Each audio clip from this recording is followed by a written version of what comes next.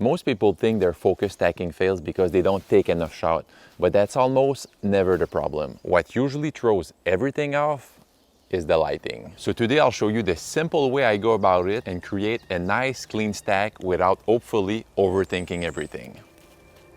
The first snow has already fallen and the forest feels completely different. So instead of looking for the usual subjects I'm used to, I'm just paying attention to whatever stands out today.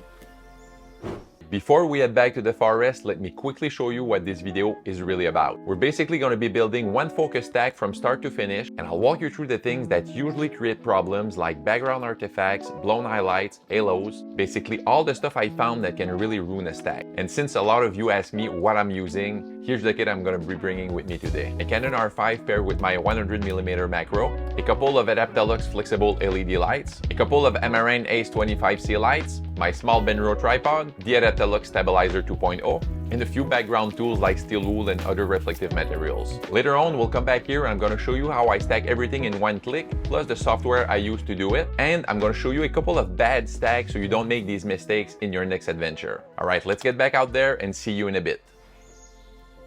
The season changes everything. The colors, the texture, the subject you find. When the temperature drops like this, the forest gives you something completely different. And that's what I like about mornings like this. With the ground frozen, I can finally explore spots I couldn't reach all summer. That's where this little moss ball caught my eyes. And for what I want to show you today, texture, depth, and how lighting affects a clean stack, this is the perfect subject. All right, so I think I found something interesting here. This is going to be the only subject I'm going to photograph today. And the idea is simple, is I want to build a clean focus stack and show you the whole process. So I'll first start by walking around a little bit and try to find one interesting little moss ball that I can photograph and hopefully make a nice image. At this point, you might wonder why I'm walking around with this light. Is only to give me a sense of what the shot might look like with proper lighting a little bit later. Instead of putting my camera on the tripod right now, setting up everything just to realize that the shot is boring. Yep, that's the one right there. As I got here, everything felt completely different from the last time I filmed in this spot. I've shot probably 3 videos over the past couple of months, but with the snow and the cold, it's almost like a new location. I decided to place the subject on this fallen tree, partly because I didn't feel like kneeling in the snow, but also because I've had so many great moments shooting right around here this summer. It just felt right to come back to it. Before setting anything up, I wanted to make sure the little moss ball wouldn't move. So I grabbed this clamp I actually forgot here about a month ago and used it to secure the subject on the angled trunk. Once it was stable, I took out my camera and tripod and started playing around with the composition, just trying to see how this shot could come together. Alright, so I just underexposed the shot by about 2 stops just to make room for adding up some lighting. And one thing you want to make sure while you take a stack is always make sure the lighting doesn't change. I mean, if your light flickers or if the cloud passes in front of the sun and casts some shadows, the stack is going to fail 100% of the time. So right now I'm going to start building the scene with light, probably add 2 to 3 lights and maybe a little bit of steel wool in the background to create some, specular highlights and maybe make things a little bit more interesting in post-processing. Now that the base exposure is set, I'm going to start building the lighting for this shot. So I grabbed a couple of flexible LED lights and wrapped them around the tree just to see how the backlighting would react. That little rim of light is what's going to separate the subject from the background and give it a little bit more shape. Then I started playing around with some steel wool and added a small light panel to lift the shadows a little. And for this one, I made sure to use the grid attachment so I wouldn't flood the whole background with light. After tweaking for a bit, I added one more flexible LED behind the steel wool just to bring out some texture and get a bit of glow back there. It's nothing too crazy, just a simple lighting setup to give the stack more depth and make the final image a little more interesting. Alright, so now I'm pretty pleased with the composition and the lighting. So what I did, I just closed everything. So I'm going to be able to show you in real time over there the effect of each and every light. So I'll first start by opening the light panel over here. Then I'm going to open the light responsible for creating these specular highlight in the background, maybe lighting up the steel wool a little bit more. Then I'm going to open up this one over here on the left side, which is responsible to create a nice halo around the subject. And for this one, you want to make sure you don't put it too hard. And then I'm going to open the one on the left side. So I think I'm pretty pleased with the composition and the lighting, but I want to show you something. You see this light right here?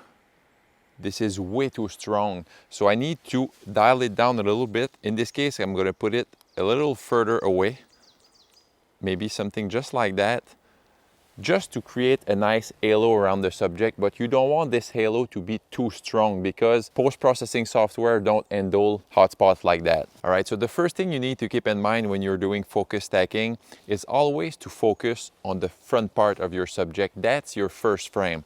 So right now I'm going to go into the menu of my Canon R5. If you have another camera, obviously the menu is not going to look the same, but I'm going to go into the focus bracketing feature of my camera and enable it first. You want to make sure that your increment is set right, because if your focus moves too far between each shot, you're not going to be able to make a decent stack because you're going to miss some important sharpness in your image. So another question I receive a lot is, how do you know how much shot you need for a particular stack? And this one is pretty easy to answer because it doesn't matter what's your aperture, what's the magnification, what the increment you just set up. The only thing you need to make sure is you take enough shot to slightly pass beyond your subject. So if it's the back of your subject, you need your last shot to stop right here. So if you set your focus increment correctly, basically the number of shots is really simple. So the reason why I use steel wool today is basically to create some nice out of focus highlights. And when you're doing focus stacking and your focus move forward, the bokeh in the background gets a little bit smaller, and post-processing software usually don't deal really well with that. And I'm going to show you what I do to keep these nice out of focus highlights to look really, really soft. So another thing to keep in mind when you're doing focus stacking, apart from the lighting, is you want to make sure that the subject doesn't move at all. If there's a little bit of wind, like I remember probably 2 weeks ago, I was trying to photograph helicopter seeds, and they were always moving in the wind, and it got really hard. So I had to wait until the wind died down a little bit and even place my hand around the subject. Another thing you want to make sure is that your camera is really, really still. So that's why I'm always using a 2 or 10-second timer when I'm doing focus stacking, to make sure I don't introduce any vibration.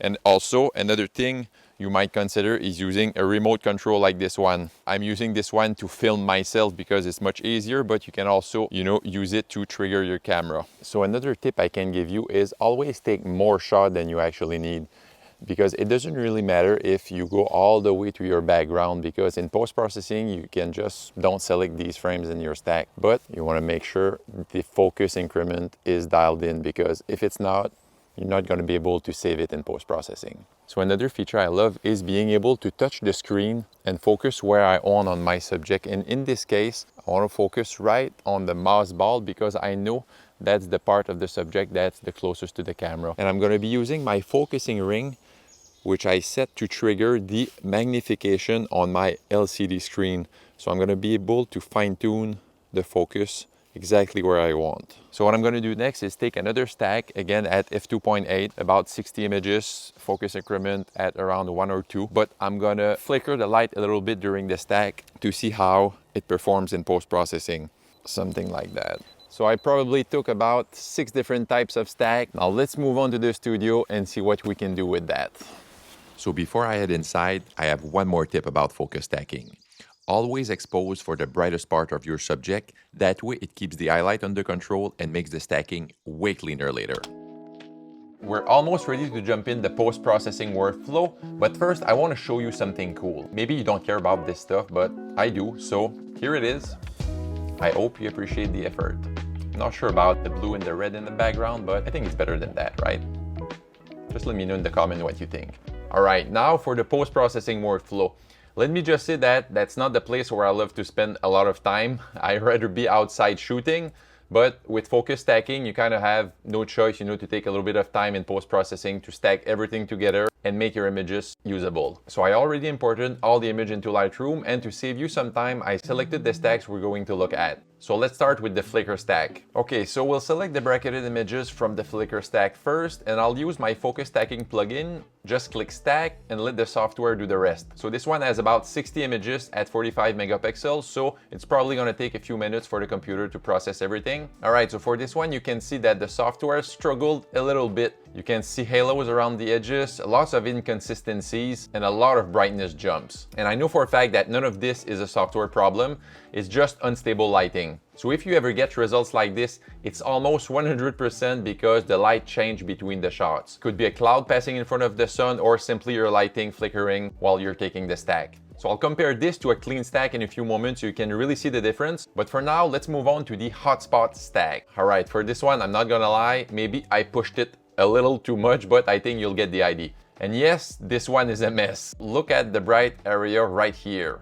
It's completely blown out. And when a highlight is clipped like that, no stacking software can recover it because there's literally no information recorded. So if you ever get harsh edges or weird transition around bright spots, it's almost always because there's too much light in one particular spot. So just dial down the intensity, move the light a little bit further away, or change the angle of your light depending on how reflective your subject is. All right, now let's take a look at the stack where I used way too big of a focus increment. I think it was something like 8 or 9 on my Canon R5. And again, if you want to learn a little bit more about the software or the gear I'm using, I'll link everything in the description. And let me zoom in a little bit so you can really see what's going on. So right away, look at these little gaps of softness throughout the image. It's almost like the focus is literally skipping part of the subject. Also look at the branch right here. It's missing a lot of important detail. And look at this out of focus highlight with that little ring pattern. That's literally the different focus point, and to be honest, I'm not a real fan of it. So if you ever get this kind of patchy sharpness, it's almost always because the increment was set too high. Just lower it by 1 or 2 steps and you'll instantly get much smoother results. Okay, now let's process the clean stack, or hopefully what will be the clean stack. So this is the one where we had stable lighting, the right increment, and enough frame to cover the whole subject from front to back. And look at that, you can immediately see how smooth everything blends from front to back.